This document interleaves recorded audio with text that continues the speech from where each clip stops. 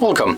In front of me I have Xiaomi Mi Portable Bluetooth speaker, and I will show you how you can disconnect this device from your iPhone. So as you can hear, currently we are connected with our iPhone.